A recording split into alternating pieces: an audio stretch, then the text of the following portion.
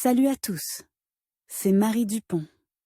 Bienvenue sur ma chaîne dédiée à la propreté, l'élimination des taches, le nettoyage et l'ordre dans la maison. N'oubliez pas de vous abonner à ma chaîne. Continuez à regarder pour découvrir nos astuces du jour.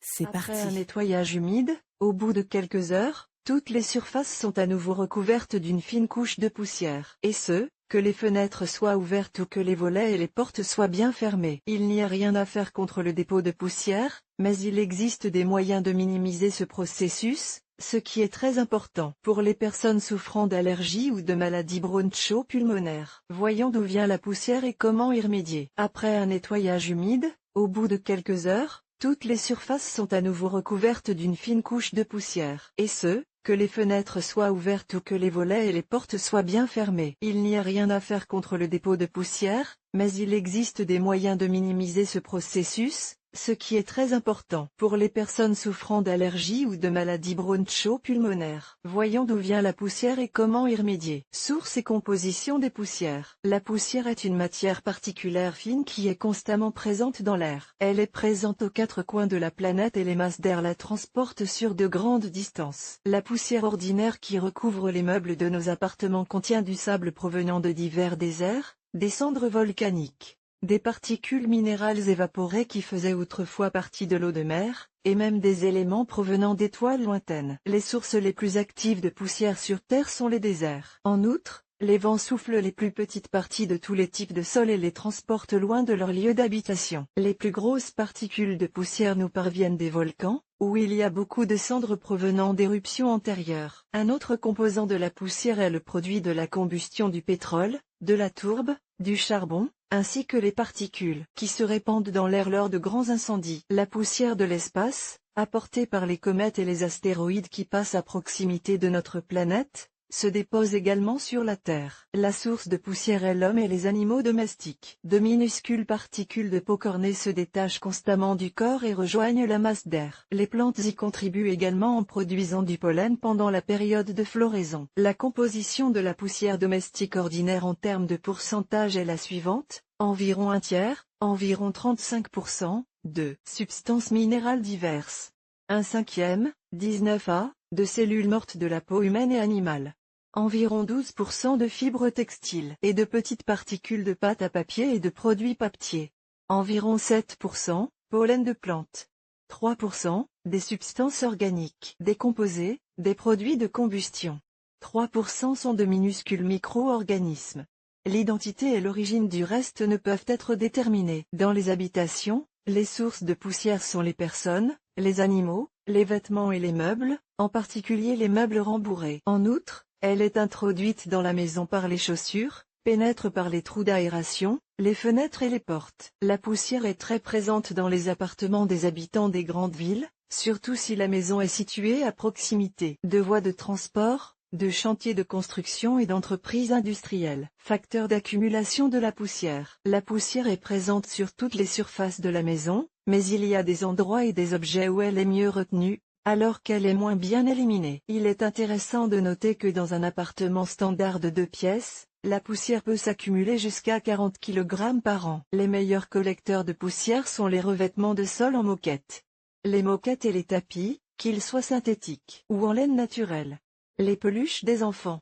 Les rideaux et les tentures en matériaux denses et lourds, en particulier les matériaux recouverts de velours ou de velours. Vêtements, vieux chiffons, imprimés, etc. disposés à l'extérieur des armoires et des commodes.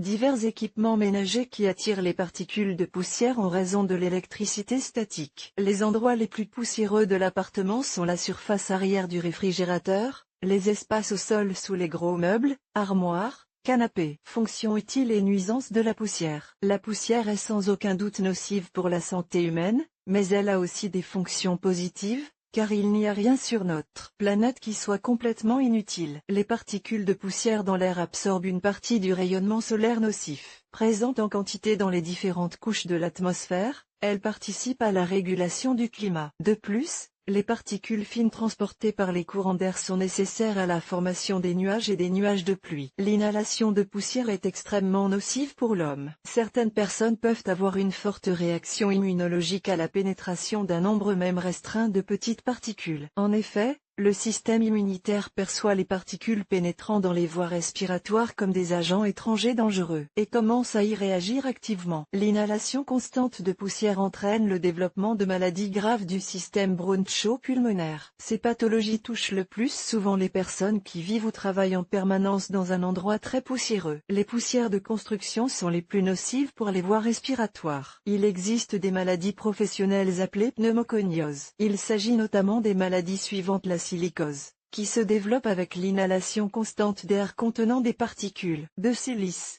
L'asbestose, qui survient en réaction à des poussières contenant de l'amiante.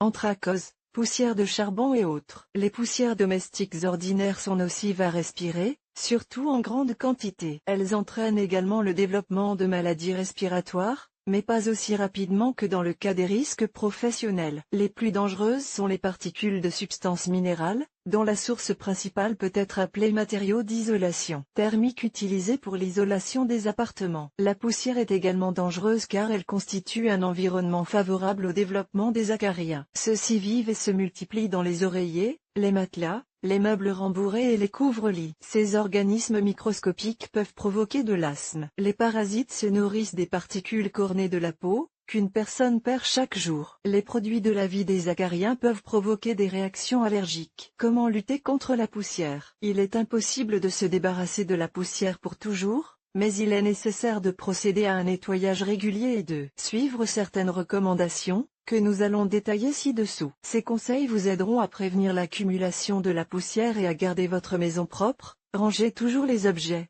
les vêtements et les chaussures dans les armoires prévues à cet effet. Aérez régulièrement l'appartement. Un courant d'air emporte beaucoup de poussière hors de la pièce. Passez l'aspirateur d'autant plus souvent qu'il y a de collecteurs de poussière, tapis, revêtements de sol souple, meubles, dans l'appartement, mais au moins une fois par semaine. Lavez les vitres régulièrement, de préférence tous les trimestres et, dans les grandes villes, tous les mois. Refusez les tapis sur les murs, les sols, les moquettes, et les remplacer par du linoléum, du stratifié, du carrelage ou de la pierre. Il est obligatoire de passer l'aspirateur et un chiffon humide sur les radiateurs de chauffage et les espaces situés derrière eux. Changez le linge de lit toutes les 1 à 2 semaines. Lavez les housses de matelas, les oreillers et les rideaux en matériaux épais et pelucheux à l'eau chaude tous les mois. Passez l'aspirateur sur les peluches pendant le nettoyage. Rangez les livres, les figurines et les autres objets décoratifs derrière des portes vitrées fermées. Utilisez des produits étiquetés anti-poussière pour nettoyer les surfaces dures.